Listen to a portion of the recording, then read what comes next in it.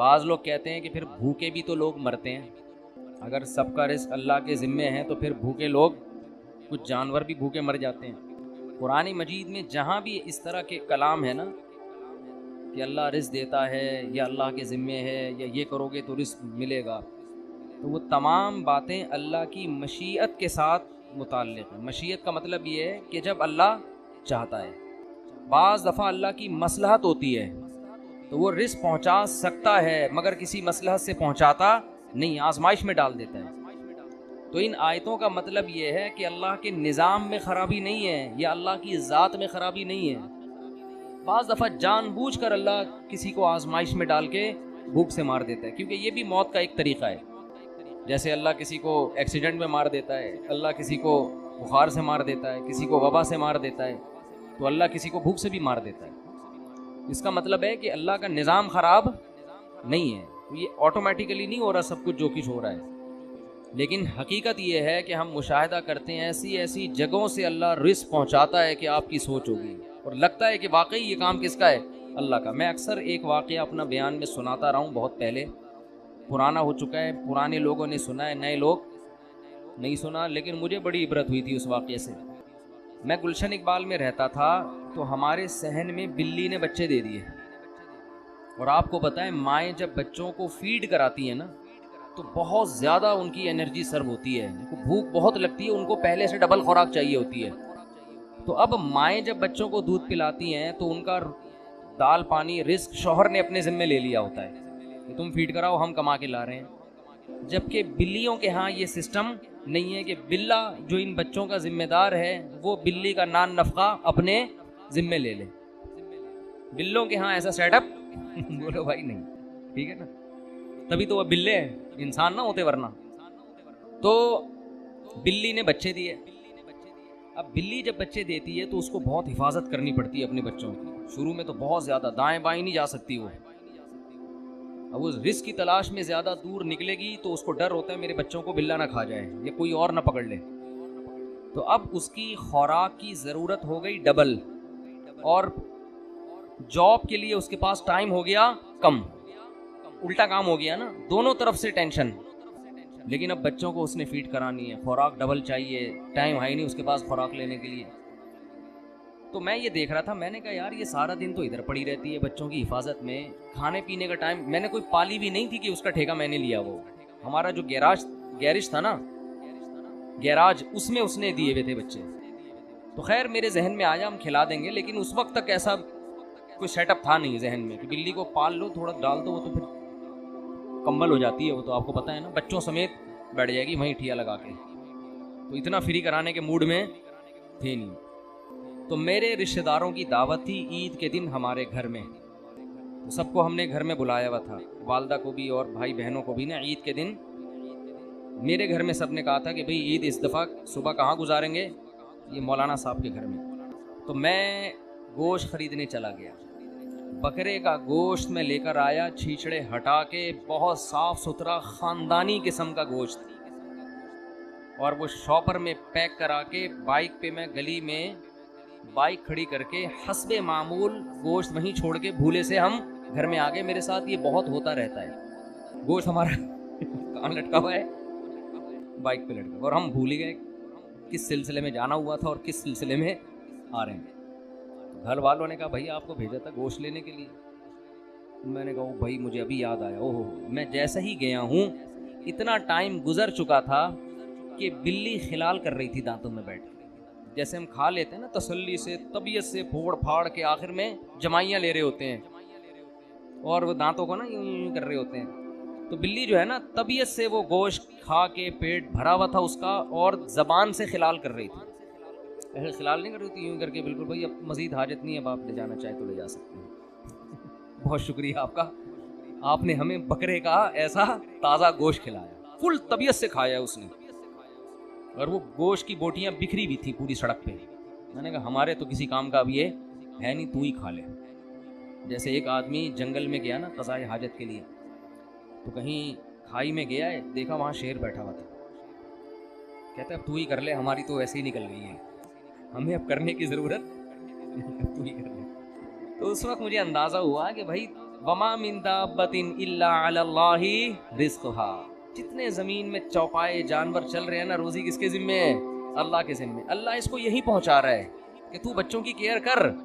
ابھی عید آ رہی ہے، مفتی صاحب تیرے لیے بکرے کا گوشت خرید کے تجھے کھلائیں گے، اور یہ ہوتا ہے. تو رزق جو ہے نا چھپڑ پھاڑ کے، دروازے پھاڑ کے آتا ہے. نبی صلی اللہ علیہ وسلم نے فرمایا الا وان نفسا لن تموت حتى تستكمل رزقا. کوئی نفس، کوئی انسان ہرگز اس وقت تک مر نہیں سکتا جب تک اپنے مقدر کی روزی نہ کھا لے. وہ آپ کے جو آخری نوالا جب تک آپ کھاؤ گے نہیں نا، آپ کی موت نہیں آئے گی. اللہ نے ہر دانے پہ کھانے والے کا نام لکھا ہوا ہے، یہ تو کھائے گا. مقدر انسان کو کھینچ کے کہاں لے کے جاتا ہے؟ ڈاکومنٹریز میں دیکھتا ہوں بہت جنگلوں کی، تو اس میں آپ نے دیکھا ہوگا شکار مگرمچھ کر رہا ہے، لے کے کون جا رہا ہے؟ شیر. کبھی شکار شیر کر رہا ہے اور مگرمچھ چھین کے جا رہا ہے. محنت کوئی کر رہا ہے، فائدہ کوئی اور اٹھا رہا ہے. تو جنگلوں میں بھی سب کو رزق مل رہا ہے، وہ اس کو کھا رہا ہے، وہ اس کو کھا رہا ہے، وہ اس کو کھا رہا ہے. تو اللہ نے فرمایا وما من دابۃ فی الارض الا علی اللہ رزقها. اسی آیت کی وجہ سے اور اس جیسی دوسری آیتوں کی وجہ سے علماء منع کرتے ہیں کہ رزق کی تنگی کے خوف سے نسل روکنا جائز نہیں ہے. کہ میں بچوں کو کھلاؤں گا کہاں سے؟ اس کا مطلب یہ بچے آپ کے بچے پہلے ہیں، اللہ کی مخلوق نہیں ہو. بھائی اللہ کی مخلوق پہلے ہیں، آپ کے بچے بعد میں. تو اللہ نے تو اپنی مخلوق پیدا کرنی ہے، ان کو پالنے کے لیے ماں باپ کو پیدا کیا ہے. میں تو لوگوں کے حالات دیکھ دیکھ کے حیران ہو رہا ہوں یار. میں بتا رہا تھا نا، میرے بارے میں لوگوں نے مشہور کر دیا کہ میری یوٹیوب سے 1 کروڑ کی ارننگ ہے. تو اگر یہ جھوٹی خبر ہے، کاش یہ خبر میرے کنوارے پن میں جاری ہو جاتی، کیونکہ میرے بہت سے رشتے ارننگ دیکھ کے ریجیکٹ ہوئے ہیں کہ مفتی صاحب دکانیں پکوڑوں کی، دکانیں باتیں کروڑوں کی اور دکانیں پکوڑوں کی. تو ہم سے تو ہماری آمدن کا جو وہ تو اب اللہ نے مجھے الحمدللہ، میں یہ نہیں کہ کوئی غریب آدمی ہوں، اللہ نے مجھے مالی وسعت دی الحمدللہ. اور یہ جو میرے باہر کے دورے ہوتے ہیں نا، جاپان جا رہے، لوگ کہتے ہیں بڑا پیسہ ہے یار، کبھی جاپان جا رہا ہے، کبھی ادھر جا رہا ہے. کبھی اپنے خرچے پہ ہوتا ہے، زیادہ تر اسپانسر ہوتے ہیں. اور اسپانسر مجھے گھمانے کے لیے نہیں ہوتے، دین کی تبلیغ کے لیے اسپانسر کیا جاتا ہے. اور اسپانسر کا مطلب آنے جانے کا کرایہ وہ لوگ دیتے ہیں جو بیانات کروا رہے ہیں تبلیغ کی نیت سے. باقی جو میں گھوم رہا ہوتا ہوں یہ غریبی ہے. جاپان میں گھومنے کے لیے نہیں گیا تھا، جاپان میں بیانات کے لیے گیا تھا. اور ایک ایک دن میں 2 بیانات ہوئے ہیں. ہاں بیان سے فارغ ہوتے تھے تو گھوم بھی لیتے تھے. تو لوگ سمجھ رہے ہیں کہ یہ عیاشیاں کر رہے ہیں جاپان میں. اور یہ کوئی عیاشی ہے؟ ٹرین میں بیٹھے ہوئے کیا عیاشی ہے یار؟ یہ یہاں سے وہاں چلے گا، یہ کوئی، یہ تو بیوقوفوں کا کام ہے یار. اس کو عیاشی سمجھنا غریبوں والی سوچ ہے. میں صحیح غریبوں والی سوچ، اس کو یہ کیا عیاشی ہے؟ تو میری اچھی آمدن ہے الحمدللہ، غریب نہیں ہوں، لیکن اتنی نہیں کہ کروڑوں کی آمدن ہو.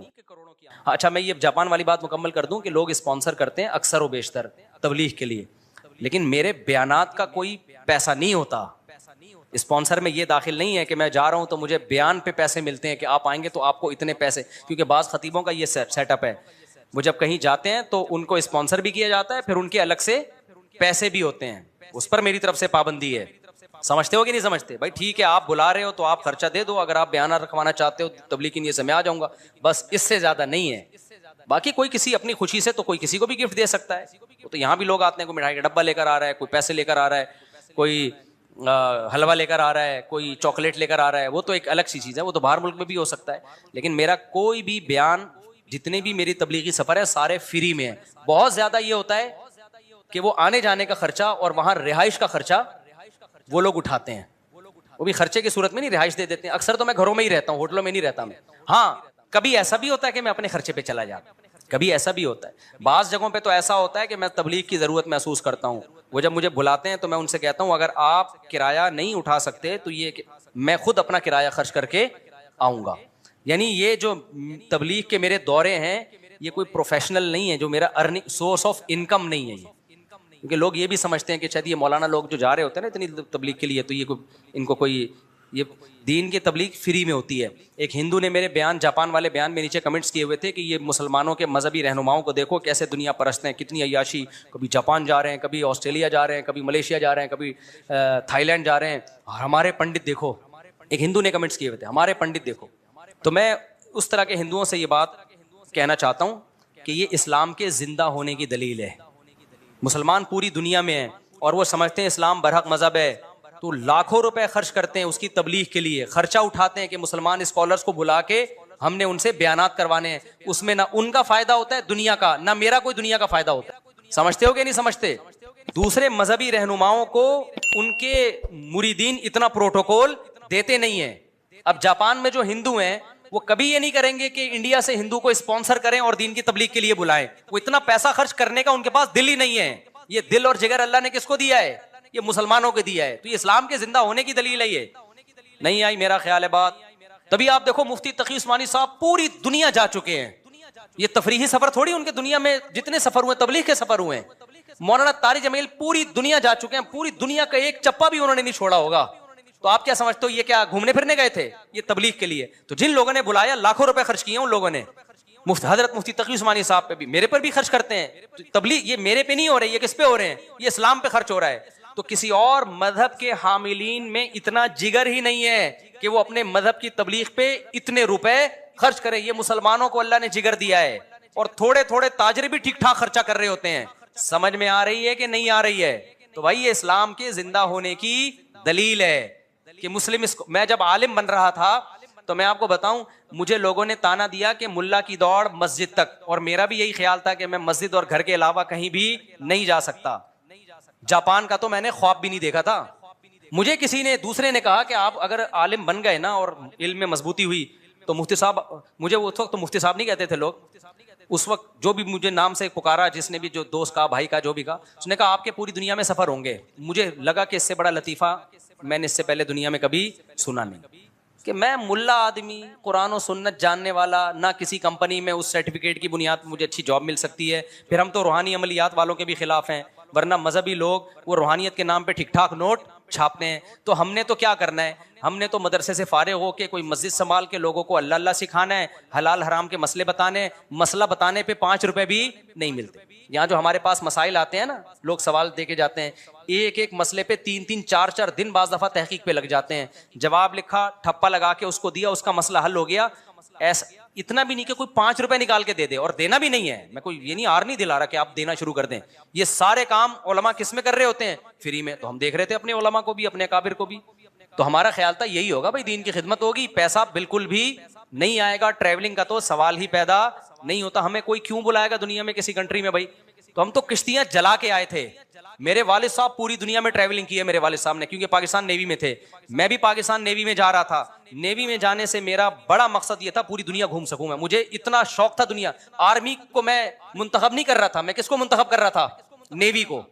کیونکہ میں جب کارساز سے گزرتا تھا لکھا ہوتا تھا join the navy and see the world. یہ جملہ مجھے بہت اٹریکٹ کرتا تھا. لکھا ہوتا تھا join the navy and see the world. Pakistan navy join کرو، دنیا دیکھو. میرے والد صاحب تو نیوی میں تھے، دنیا دیکھ چکے تھے. کہاں کہاں میرے والد صاحب نہیں گئے پوری دنیا میں. میرے والد صاحب کہتے تھے چائنا اور آسٹریلیا 2 ایسے ملک ہیں جہاں میں نہیں گیا، باقی پوری دنیا میں گئے میرے والد صاحب. تو میرا بھی بڑا دل چاہتا تھا دنیا دیکھوں میں. لیکن جب میں نے کشتی جلائی، میں نے کہا نیوی میں جانے کا ارادہ کیا کینسل کیا. ڈاک یارڈ میں گیا تھا، وہاں سے بھی ریورس ہو گیا میں. تو میں نے سوچا اب تبلیغ والے آئے، انہوں نے سمجھایا، ہم نے کہا چلو مدرسے میں جاتے ہیں. تو مدرسے میں ہمیں 2 چیزوں کا تھا کہ نہ پیسہ کما سکیں گے کبھی بھی زندگی میں، کیونکہ مولوی جو 2 نمبر مولوی ہے نا، پیسہ کماتا ہے روحانی عملیات سے. اس کے علاوہ مولوی کے پاس پیسہ کمانے کا یا تو تجارت سے کمائے گا، تو تجارت کا تو تجربہ چاہیے نا. تجربے کی عمر تو ہماری کہاں لگ گئی؟ مدرسے میں لگ گئی، جو بہترین عمر ہوتی ہے. 18 سال میں آیا تھا میں مدرسے میں. یا آدمی ایجوکیشن کے ذریعے پیسہ کماتا ہے، کوالیفائڈ کوئی انجینئر بنتا ہے، ڈاکٹر بنتا ہے، پھر پیسہ کماتا ہے. تو ہم تو جو علم حاصل کر رہے تھے وہ دین کا علم تھا، اور دین کے علم کے سرٹیفکیٹ، میرا جو سرٹیفکیٹ ہے، کہیں بھی مجھے کسی قسم کی جاب ملنے کا اب تک کوئی چانس بولو ہے ہی نہیں. پاکستان میں عالم کے سرٹیفکیٹ پہ کوئی جاب ہی نہیں ہے. تو ہم تو آئے تھے، اب ہمیں تو سب سے پہلے خطرہ ہوا کمائیں گے کہاں سے، کھائیں گے کہاں سے. گھومنا تو گیا تیل لینے، گھومنا کہاں گیا؟ دنیا گھومیں گے، وہ تو ہمیں پہلے ہی پتہ چل گیا کہ اب ہماری دوڑ مسجد مدرسہ. لیکن لوگوں کو حلال حرام بتائیں گے. ہمارے حضرت نے اتنا باطل فرقوں کے خلاف کام کیا، بھائی کوئی باطل اٹھے گا تو اس کے خلاف ہم کام کریں گے. تو اس نیت سے ہم نے علم حاصل کیا. کوئی نیت ہماری دنیا الحمدللہ شامل ہو ہی نہیں سکتی تھی، کیونکہ فیوچر تاریخ تھا دنیا کے لحاظ سے. تو ہمارے حضرت نے ہمیں حوصلہ دلایا، فرمایا ملا کا رزق. پہلا بیان حضرت کا کیا ہوا؟ ملا کا رزق. اللہ نے، حضرت نے فرمایا اللہ پہ اعتماد توکل کر کے کشتیاں جلا کے آؤ، علم حاصل کرو، رزق تمہارے پیچھے بھاگے گا، دوڑے گا، تم آگے آگے، روزی پیچھے پیچھے. فرمایا دین کے لیے اپنے آپ کو وقف کر دو، رزق کے دروازے کھلیں گے نہیں، ٹوٹیں گے. ہم نے یقین کر لیا بھائی ہم تو کس کے لیے آئے ہیں؟ اللہ کے لیے آئے ہیں. حضرت کہہ رہے ہیں رزق کے دروازے کھلیں گے نہیں بلکہ کیا ہوں گے؟ ٹوٹیں گے. پھر حضرت نے یہ بھی بتایا کہ ٹوٹنے کا مطلب کیا ہے. بنیادی ضرورتیں ساری پوری ہوں گی. یہ نہیں کہ آپ ہوائی جو ہے نا وہ آپ کا اپنا جہاز ہوگا، نہ بنیادی ضرورتیں ساری کیا ہوں گی؟ پوری ہوں گی. تو یہ رزق کا مفہوم ہے. پھر دنیا کی ٹریولنگ کی تو حضرت نے بات ہی نہیں کی نا. وہ حضرت کو تھا کہ کہاں جائیں گے. حضرت تو ہمارے جا چکے تھے دنیا. لیکن تو اب کیا ہوا ہے، جب میں مولانا بنا، میں نے بیانات شروع کیے، تو اب ہمیں سفر پہ مجبور کیا جا رہا ہے. یہ جو جنہوں نے مجھے جاپان بلایا نا، یہ انہوں نے بلایا ہے اصرار کر کر کے آ جاؤ کائنڈلی. صحیح ہے نا؟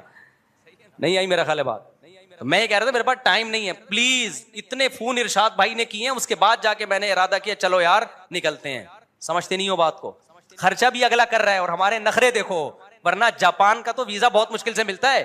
انہوں نے کہا مفتی صاحب ویزا بھیج رہا ہوں 100% لگے گا. پہلے تو میں اس لیے نہیں اپلائی کرتا، میں نے کہا ٹائم ضائع ہوگا، ایمبیسی جاؤ آؤ، جب میں نہیں جا رہا. انہوں نے اصرار کیا آؤ آؤ آؤ اتنا. پھر میں ٹکٹ بھیج رہا ہوں، ویزا میں لگوا کے دے رہا ہوں، آؤ. اتنا اصرار کرنے کے بعد جا کے میں نے اوکے کیا. چلو ٹھیک ہے. یہ اسٹائل مولویوں کے علاوہ کسی اور، کسی مذہبی اسکالر جو مسلم اسکالرز ہیں ان کے علاوہ کسی اور کے پاس یہ اسٹائل بولو نہیں. میں نے کہا چلو اتنا. واقعی میرے دل میں بھی یہی تھا، مجھے میرا موڈ نہیں ہو رہا تھا جانے کا. میں نے کہا جائیں گے، ویزا لگوا دیں گے، بعد میں کبھی موقع دیکھیں گے جائیں گے. انہوں نے کہا نہیں. اتنا اصرار کر کر کے بلایا. پھر وہ جو آسٹریلیا گیا ہوں، وہاں سے جو آسٹریلیا جنہوں نے بلایا ہے وہ باقاعدہ جاپان مجھے گھسیٹنے کے لیے آ گئے. میرے ساتھ تمہارا باپ بھی جائے گا آسٹریلیا. نہیں آئی میرا خیال ہے بات. تو وہ مجھے یاد آیا کہ یار ہم تو سوچتے تھے ملا کی دوڑ کہاں تک. اور ابھی بھی کئی ملک ایسے ہیں جن کو میں نے ڈیلے کیا ہوا ہے، جو مجھے کینیڈا بلا رہے ہیں، 10 سال سے بلا رہے ہیں کینیڈا. نہیں آئی میرا خیال ہے. انویٹیشنز آئی ہوئی ہیں کینیڈا کی. ہم لفٹ، اب تو میں ان کا میسج نہیں دیکھتا کہ غصے نہ ہو جائیں. وہ صاحب یار کیا کر رہے ہو یار، آپ کو کب سے بلا رہا ہوں میں. نہیں آئی میرا خیال ہے بات سمجھ میں آئے گی بھی نہیں. تو کب سے بلا رہے ہیں کینیڈا. میں نہیں آ رہا، جاؤں گا میں، لیکن جائیں گے یار ابھی ٹائم نہیں ہے. ابھی یو کے کتنے انویٹیشنز آئی ہوئی ہیں، سٹائل ہی الگ ہے. جائیں گے ابھی ٹائم. سمجھ رہے ہو بات کو؟ جلدی سے مزہ آ رہا ہے نا، تھوڑا مزہ آ رہا ہے. شف شف والی سرکار، اللہ اس کو ہدایت دے. وہ بھی بہت ٹریولنگ کرتا ہے لیکن 2 نمبر طریقے سے. پھونکے لگا لگا کے نا لوگوں کو الو بنایا ہوا. اس کے تو ہوا نکالتی ہے اقرار الحسن نے موقع. خیر تو اور جو رزق کی بات تھی، تو یہ جو ماربل والی ٹائل سے مجھے یاد آیا، تمہارا ماربل کا بزنس ہے، تم کم بخت ایک شادی بھی نہیں کر رہے. تو ہمارے پاس تو جب میں مدرسے میں لگا ہوں بہت محدود تنخواہ تھی. ہم نے کہا چلو سب سے پہلا کام کیا کرنا ہے، بہت محدود. ہمارے استاذ نے بول دیا اتنی ملے گی جتنے میں گزارا ہو جائے. تو ہم نے کہا گزارے کے لیے بھی کافی ہے. تو ہم نے فوراً شادی کر لی. بچے بھی ہم نہیں روکتے، بچے بھی ہوئے. پھر ہم نے کہا چلو جہاں ایک ہوئی ہے وہاں. میرا نظریہ بن چکا تھا، میں نے پھر ایک اور کر لی، پھر ایک اور کر لی. تو اللہ نے رزق بھی دیتا چلا گیا، آمدن بھی بڑھتی چلی گئی. سمجھتے ہو کہ نہیں سمجھتے ہو؟ تو آپ کے سامنے الحمدللہ بیٹھا ہوا ہوں میں. تو اللہ پہ کچھ تھوڑا سا میں شو مارنے کے لیے نہیں کہہ رہا، ہم تو وہ صحیح توکل کرتے نہیں ہیں، ٹوٹا پھوٹا توکل کی نقل ہے. حقیقت میں توکل ہے نہیں، نقل اتاری ہے. تو اس نقل پہ اللہ نے اتنا دے دیا. تو تم بھائی صحیح طرح سے اللہ پہ توکل کر لو. ماربل کا تمہارا، مجھے تو غصہ آ رہا ہے، بندہ ہے کہاں، اس کو لاؤ چمبا پلیٹ کرو اس کو. تیرا ماربل کا بزنس ہے. ظاہر ہے 2 ٹائلیں تو نہیں رکھی ہوئی ہوں گی نا، کچھ دکان چھوٹی سی بھی دکان میں کچھ نہ کچھ ماربل تو ہوگا نا. وہ لکڑ کا کام والا تو حساب نہیں ہے نا، کہیں پتہ چل رہا ہے. ایک آدمی رشتہ لینے کے لیے گیا نا، لڑکی والوں نے کیا کر لکڑیوں کا بزنس ہے.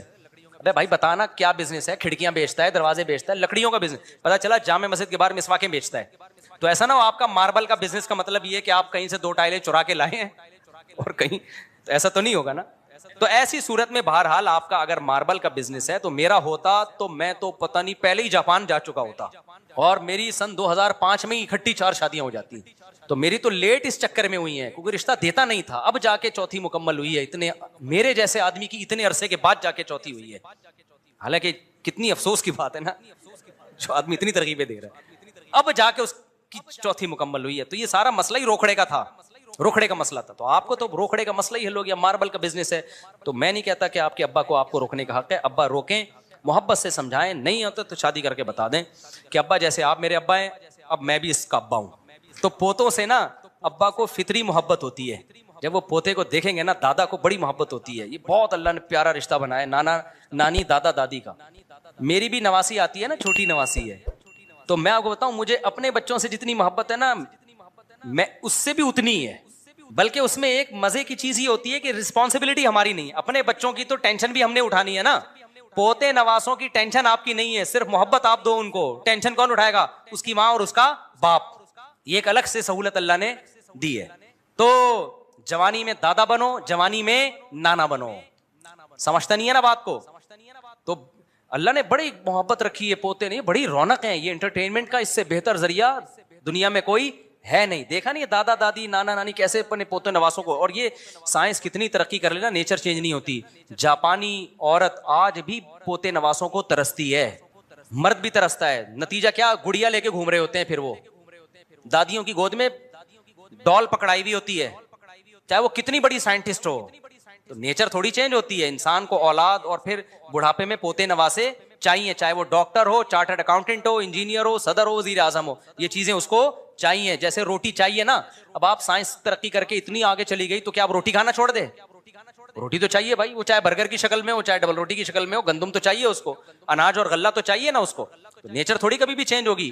تو جیسے بھوک کے وقت اس کو کھانا چاہیے, اسی طرح میرے بھائی اس کو ایک ٹائم کے بعد اولاد چاہیے, اور جب بوڑھا ہو جائے تو پوتے نواسے چاہیے اس کو. یہ فطرت چینج نہیں ہو سکتی. تو جو ماربل کا بزنس کر رہا ہے وہ ابا کو محبت سے سمجھائے, ابا پھر بھی نہ شادی کرنے دیں تو کر کے بتا دے ابا ہو گئی ہے. کیا کریں گے ابا؟ چمبے لگائیں گے تو کھا لو ابا کا چمبا. میں نے بتایا بیزتی صرف اس وقت تک محسوس ہوتی ہے جب تک عزت ہو. جب تھوڑے دنوں میں عزت ختم ہو جائے گی تو بیزتی فیل ہونا بھی کیا ہو جائے گی؟ ختم ہو جائے گی. یہ جملہ یاد رکھو. رشوت دینے والا لینے والا دونوں جانب میں ہم رشوت دینا نہیں چاہتے, مگر ہمارے اداروں میں رشوت کام نہیں ہوتا. جائی اپنے جائز حق کی وصولی کے لیے رشوت دے سکتے ہیں آپ, پھر لینے والے کو گناہ ہوگا, دینے والے کو نہیں ہوگا. رشوت دینے کی دو صورتیں, کسی کا حق دبانے کے لیے دی جا رہی ہے وہ تو حرام ہے, ایک ہے اپنا حق لینے کے لیے. آپ کو پتا ہے میں نہیں دوں گا تو دوسرا والا دے کے میرا حق مار لے گا, تو اپنا حق لینے کے لیے رشوت دینا جائز ہے. تو گورنمنٹ یہاں میرے ایسے بیانات پہ پھر یہ لوگ بولتے ہیں یہ لوگوں کو رشوتیں دینے کی ترغیب دے رہا ہو. بھائی آپ آفیسر کو کنٹرول کرو نا کہ رشوت لیے بغیر اس کا کام کرے. اپنا نظام ٹھیک نہیں کرتے اور لوگوں پہ حلال کے دروازے روک رہے ہو آپ. مفتی صاحب اگر دیندار اور علماء مدارس کے لوگ باطل کے خلاف حکمت عملی کی بجائے کچھ افراد کی قربانیاں دے کر حق بلند کریں تو کم از کم عوام کے سامنے حق باطل واضح ہو جائے گا. دیکھو قربانیاں دینے سے اگر حق باطل واضح ہو اور چینجنگ آنے کا امید ہو تو پھر قربانی دینی چاہیے. لیکن اگر قربانی دینے کا نتیجہ یہ نکلے کہ 4-6 آدمی جو ذرا جوشیلے کچھ کر سکتے تھے وہ بھی ضائع ہو جائیں گے اور اب یہ آواز بالکل ہی دب جائے گی, تو پھر ایسی قربانی دینا جائز ہی نہیں. جیسے مکہ میں نبی صلی اللہ علیہ وسلم کو لڑنے پر اللہ نے پابندی لگائی تھی کیونکہ لوگ تھوڑے تھے اور کفر کا نظام بہت مضبوط تھا. اللہ نے جہاد پر پابندی لگا دی, احتجاج پہ پابندی لگا دی کہ صرف صبر کرو. وجہ اس کی ہے کہ اگر وہ آواز اٹھاتے تو وہ سب کو قتل کر دینا تھا ان لوگوں نے, تو بالکل ہی آواز دب جاتی. تو کہا کہ بس صبر کرو, محبت سے تبلیغ کرتے رہو. اس کا اثر یہ ہوا مدینہ میں اللہ نے حالات پیدا کر دیے. تو گراؤنڈ ریئلٹی کو دیکھ کر ہمیں قربانی دینے کا حکم ہے. ایسی قربانی دینا جو گراؤنڈ ریئلٹی سے میچ نہیں کر رہی, ایسی قربانی کو اسلام جائز نہیں سمجھتا. مجھے لوگ اکثر کہہ رہے ہوتے ہیں آپ فلاں کے خلاف بیان دو, آپ فلاں کے خلاف بیان دو. بھائی جب فیصلہ کر لیا تمام پہلوؤں سے, ایسی کی تیسی, دیکھا جائے گا کیا ہوگا. بھائی دیکھ لیں گے یار, اللہ ہے نا, اللہ بھی تو کچھ کرے گا, سارا خود ہی کرنا ہے. کیا خیال ہے؟ اللہ بھی تو اللہ کے لیے کر رہے ہو نا ایک کام, تو کچھ اللہ پہ چھوڑو یار. صبر کی توفیق بھی اللہ کی طرف سے ملتی ہے. دیکھو ابو سعید خدری رضی اللہ تعالیٰ عنہ چھوٹے بچے تھے. غزوہ احد جس کا بھی واقعہ چل رہا ہے, ان کے خاندان کے سارے مرد اس غزوہ میں شہید ہو گئے. باپ بھی شہید, بھائی بھی شہید. اب کمانے والا گھر میں کوئی بھی نہیں بچا. گھر میں فاقے آنا شروع ہو گئے. تو ان کی والدہ نے کہا کہ بھائی سب جا کے نبی سے پیسے مانگ رہے ہیں صدقے کے, آپ بھی جا کے مانگو. اور یہ نبی کے حکم پہ ہی ہوا ہے نا سب کچھ. تو جو بھی آتے کہ بھئی ہمارے بھائی شہید ہو گئے, ہمارے باپ شہید ہو گئے, گھر میں فاقے پڑ رہے ہیں, تو آپ صلی اللہ علیہ وسلم ان کو صدقے کے پیسے دے دیتے کہ چلو جی تم لو. لیکن جن کے بارے میں نبی سمجھتے تھے نا کہ ان میں خوب توکل ہے, ان کو نبی نے نہیں دیے. جب ابو سعید خدری چھوٹے بچے تھے, یہ نبی کے پاس آئے اور کہا کہ یا رسول اللہ گھر میں فاقے ہیں, میرے بھائی بھی شہید. یار دیکھو جس لیڈر کے کہنے پہ شہید ہوئے ہیں, اگر آج کسی کے کہنے پر آپ کا باپ آپ کا بھائی شہید ہو جائے اور آپ اس کے پاس جاؤ اور پیسے مانگو اور وہ جواب میں یہ کہے جو نبی نے کہا, من یتصبر یصبرہ اللہ, جو اللہ سے صبر مانگتا ہے اللہ اس کو صبر دیتا ہے. من یستعفف یعفہ اللہ, جو مخلوق کے سامنے ہاتھ نہیں پھیلانا چاہتا, یعنی میں بھی اللہ کی مخلوق ہوں, جو چاہتا ہے کہ میرے ہاتھ صرف اللہ کے سامنے اٹھیں تو اللہ اس کا خیال کرتا ہے, وہ مخلوق کے سامنے اس کو ہاتھ پھیلانے نہیں دیتا. یہ نہیں کہا کہ مت مانگو, صاف منع نہیں کیا, اشارہ کر دیا کہ ابو سعید تم پہ یہ چیز سوٹ نہیں کرتی, تم تو اونچے خاندان کے ہو, تمہارے اندر توکل ہے. دیکھو کیا نبوت کی یعنی آپ صلی اللہ علیہ وسلم کی تربیت کا انداز دیکھو نا. آپ یہ بھی تو کہہ سکتے تھے کہ اے ابو سعید مجھ سے مت مانگو, یہ بھی نہیں کہا, کیونکہ بہت بڑی آزمائش ہو جاتی پھر ابو سعید کے لیے کہ بھئی نبی نے صاف منع کر دیا ہے. اصول ضابطہ بیان کر دیا, اس کے بعد مطلب اب اگر مانگنا چاہتے ہو تو میں تمہیں دے دوں گا. اصول ضابطے میں اشارہ کر دیا کہ مجھے تمہارا مانگنا پسند نہیں آیا. مانگ بھی کس سے رہے؟ نبی سے بھائی, لیکن ہے تو مخلوق نا, تو نبی سے مانگنے کو بھی نبی پسند نہیں کر رہے. بھائی کس سے مانگو؟ اور ابو سعید خدری کا ایمان کا لیول دیکھو آپ. میں کہتا ہوں آج میرا کوئی لیڈر ہو جس کے لیے میں اپنا سب کچھ کٹا دوں, اور میں دیکھ رہا ہوں کہ وہ سب کو پیسے بھی دے رہا ہے اور مجھے ٹکا, یعنی یوں ہمارے لحاظ سے وہ ٹکا سا جواب, ہم کم ظرف لوگ ہیں نا, ہمارے لحاظ سے وہ ہمیں جواب دے دے اور کہے کہ صبر کرو اللہ کھلائے گا, صبر کرو اللہ پلائے گا, تو میرے کیا جذبات ہوں گے؟ میں کہوں گا جاؤ بھائی, آج سے آپ کی جماعت کو ہم نے چھوڑ دیا. سب کو دے رہے ہو, قربانی ہمارے گھر والوں نے سب سے زیادہ دی ہے, فاقے پڑھ رہے ہیں, میری ایک ماں وہ بیوہ ہو گئی اور ہم یتیم ہو گئے, باپ بھی شہید, بھائی بھی شہید, کوئی بچا نہیں ہے, اور ہمیں مشورے اللہ سے مانگو اللہ سے ہوتا ہے, اور ان کو بھی دے دیا ان کو بھی دے دیا. لیکن ابو سعید خدری کا حوصلہ دیکھو یار, قربانیاں دے کے یہ حوصلہ, اور ایسے خدا کی قسم یہ نبوت کے نبی صلی اللہ علیہ وسلم کے نبی ہونے کی بہت بڑی دلیل ہے. یہ 100% کسی کی نبوت پہ یقین ہوتا ہے نا, تو پھر انسان اس موقع پر نصیحت پر عمل کرتا ہے کہ یہ جو کہہ رہے ہیں اپنی طرف سے نہیں بلکہ اللہ کی طرف سے. اتنی قربانیاں دینے کے بعد آپ مجھے بتاؤ, میں آپ سے قربانیاں دلواؤں اپنے کسی ویژن کا حصہ بنا کے, اور میں لوگوں کو پھر پیسے بھی بانٹ رہا ہوں, آپ میرے پاس آؤ, آپ کو میں صبر کی تلقین کروں, کیا گزرے گی آپ کے دل پہ نا, قیامت گزرے گی. لیکن ابو سعید خدری 10 سال کے تھے غالباً, جب وہ آئے تو نبی نے فرمایا من یستعفف یعفہ اللہ, جو صرف اللہ کے سامنے ہاتھ پھیلانا چاہتا ہے کہ اپنے دامن کو, استعفاف کا مطلب اپنے دامن کو داغدار ہونے سے بچانا. الفاظ بھی دیکھو, پاک دامن کو عفیف کہتے ہیں. پاک دامن کا مطلب کیا بھائی؟ ہاتھ پھیلا لیا تو دامن کیا ہو گیا؟ داغدار. ساری زندگی کے لیے اب اس دن تو مانگ رہا تھا نا. اتنی بڑی عیب ہے, اتنا بڑا عیب ہے کسی کے سامنے ہاتھ پھیلانا. اور آج ذرا سی بات پہ پلاٹ خریدنا ہے پیسے دے دو, بچے کو میں نے امریکہ بھیجنا ہے, ادھر کھانے کو لوگوں کے روٹیاں نہیں ہے خدا کے بندو, اور تم ہری ہری سوج رہی ہے بچوں کو امریکہ بھیجنے کے لیے بھیک مانگ رہے ہو لوگوں سے. یار میں بتاتا ہوں واقعہ, ادھر ہی مسجد میں ایک صاحب آئے, بچوں کی اسکول کی فیسیں دینی ہے تو پیسے ہی نہیں ہوتے, آپ زکوٰۃ کے کچھ پیسے دے دیں. میں نے کہا میرے پاس تو نہیں ہے, مطلب آپ کو دینے کے لیے نہیں ہے. کہہ رہے میں کیا کروں پھر؟ تو میں نے کہا نہیں پڑھاؤ اسکول میں, اسکول میں نہیں پڑھاؤ. کہہ رہے ہیں بچہ اسکول میں نہیں پڑھے گا تو کیا کرے گا؟ میں نے کہا ٹماٹر بیچے گا. میں نے کہا جو پریکٹیکلی ٹماٹر بیچ رہا ہے میں نے دینا ہے تو میں اس کو دوں نا. کیا خیال ہے بھائی؟ ابھی تیرا تو امکان ہے کہ پتہ نہیں ٹماٹر بیچے گا بھی کہ نہیں بیچے گا, ہو سکتا ہے کل اللہ اسباب کے دروازے کھول دے. میں نے کہا بھائی کوئی بیماری خطرناک آ گئی ہو, مر رہا ہو بندہ, یا خدا نخواستہ کوئی کھانے پینے کے لالے پڑے ہوئے ہوں تو سمجھ میں آتا ہے, ادروائز یہ نہیں آتا. اور اس طرح جب آپ کسی کو دو گے نا, میں نے دنیا میں دیکھا ہے میرے بھائی, جس نے ایک دفعہ مانگ لیا نا اس کو منگتا ہی بنا رہے گا موت. پھر اللہ کی نظر ایسی ہٹتی ہے, اللہ کہتا ہے بس تو اب مانگ, بھیکاری بن کے زندگی گزار, اس کے کبھی ضرورتیں پوری نہیں ہوتی.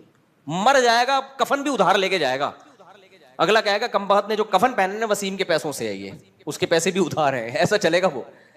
ہاں دوست احباب جن میں آپس میں بے تکلفی ہو, مانگتے ہوئے ذلت محسوس نہیں ہو رہی, ان میں ادھار یہ سب چیزیں بھیک نہیں کہلاتی. یہ چیزیں بھیک میں بے تکلفی ہوتی ہے نا, جیسے آپ ہوٹل میں گئے جیب میں پیسے نہیں, ابے یار تو دے دے یار کل میں دے دوں, یہ چیزیں بھیک میں نہیں آتی ہیں.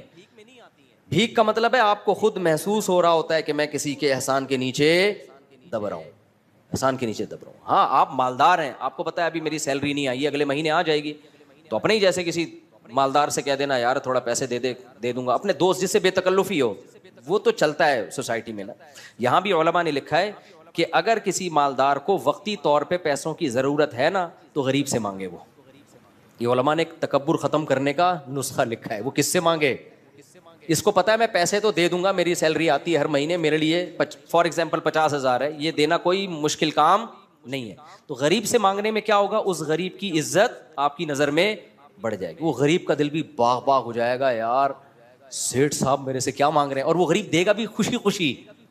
اس کو پتا ہے پیسے کہیں جانے والے ہیں ہی نہیں, اس کے لیے 50,000 اس کے پان گٹکوں کا خرچہ ہے 50,000. تو تو علماء نے لکھا, ہم نے مدرسوں میں دیکھتے تھے کہ ہمارے مدرسوں میں کچھ مالدار طلبہ تھے, بڑے مستغنی, ان کو کبھی ضرورت ہوتی غریب طلبہ سے مانگ رہے ہوتے تھے, تو وہ غریب خوش خوش کے نا اپنی جیب خرچی بچا بچا کے کہہ رہا اچھا یار ہم سے لو, یہ ہمارا کیا بنے گا ریلیشن. تو لیکن غریب کو چاہیے ایسا نہ ہو کوئی بھی سوٹ ٹائی میں آ کے پیسہ مانگے, آپ میرے بیان کی وجہ سے اس کو دے دو, کوئی بھروسہ نہیں ہے یہ اپنی ہو یا کسی سے ادھار لی بھی ہے اس نے, پتا ہو کہ واقعی کیا ہے یہ مالدار آدمی ہے, اس کے لیے 40-50 ہزار 1 لاکھ کی کوئی ویلیو ہے نہیں. باپ اور بھائی سے مانگنا, باپ اور بھائی سے مانگنا, بھائی وہ باپ سے بے تکلفی اور بھائی سے اگر بے تکلفی ہے تو پھر ایک جیسے بے تکلفی معاملات, باپ تو باپ ہے نا, وہ تو ساری زندگی مانگتا ہی رہتا ہے انسان, اس سے مانگنے میں کوئی حرج نہیں ہے, لیکن اس کو اتھارٹی دو کہ چاہے تو پیسے دے چاہے تو تھپڑ دے, اس کی مرضی ہے. تو باپ سے مانگنے میں کوئی حرج نہیں ہے. یہ تو بے تک ماں ہے. ہمارے حضرت فرمایا کرتے تھے احسان پتہ ہے کس کا لینا ہے, باپ کا, ماں کا, اپنے کوئی پیر و مرشد ہو, مینٹور ہو آپ کا کوئی جس سے آپ ہدایت لیتے ہو, اور استاذ کا. یہ 4 افراد کے سوا کسی کے احسان کے نیچے نہیں آتے. وجہ اس کی ہے کہ ان کو اللہ نے محسن ویسے ہی بنا دیا ہے. ان کے سامنے فنٹر گیری, اچھا ہو گیا آپ نے سوال پوچھ لیا, ان کے سامنے تکبر نہیں کرنا ہے. ابا آپ کو پیسے دے رہے ہیں, لے بیٹا. ابا انسان وہی اچھا ہوتا ہے جو صرف کس کے سامنے ہاتھ پھیلائے, اللہ کے. باپ کہے گا کمبخت 25 سال کا ہو گیا, میرے ٹکڑوں پہ ہی پلا ہے تو, 1 روپے بھی تو نے اپنی جیب سے تعلیم میری, پراٹھے صبح میرے پیسوں سے کھاتا ہے, گیس بجلی کا, اور آج میں تجھے کہہ رہا ہوں یہ لے بائک خرید لے. کہہ رہا ہے ابا مفتی صاحب نے بیان میں کہا ہے کہ جو مخلوق کا محتاج ہوتا ہے نا, ساری زندگی اللہ اس کو مخلوق کے در کا محتاج بنا دیتے ہیں. تو ابا سے ایسا کہو گے نا تو پھر ابا کی طرف سے کیا آنا چاہیے, چپیڑ. تو باپ ہو گئی, ماں, ماں سے تو ہم تو اتنا مانگتے تھے اپنی اماں سے, بھائی ہمارے ابا جب چپیڑ لگاتے تو اماں کے پاس چلے جاتے تھے. تو اماں ابا کا معاملہ اور ہے, لیکن اتنا نہ مانگو کہ وہ ان کو پتلون بیچنی پڑے اپنی بازار میں جا کے, بعض اولاد تنگ کرتی ہے نا. تو اچھا سوال پوچھ لیا آپ نے. تو جن سے جو بڑے رشتے ہوتے ہیں نا, باپ ماں, یہ تو ویسے ہی محسن ہیں. ان سے اگر آپ پان گٹکے کے پیسے نہیں لوگے تو کوئی ان پر احسان نہیں ہوگا, انہوں نے اس سے زیادہ بہت زیادہ آپ پہ خرچ کر دیا ہوتا ہے, تو وہ الگ معاملہ ہے.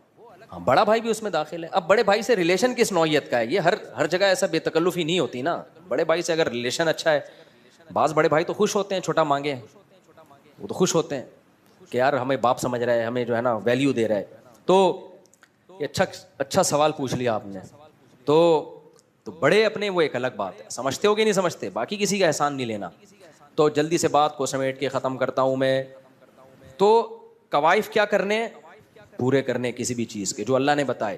تو پازیٹیو نیگیٹو تمام پہلوؤں پہ غور کرنے کے بعد جب آپ ایک رزلٹ پہ پہنچے تو قرآن کیا کہتا ہے, پھر کانفیڈنٹلی وہ کام کرنا ہے, کپ کپاتی ٹانگوں کے ساتھ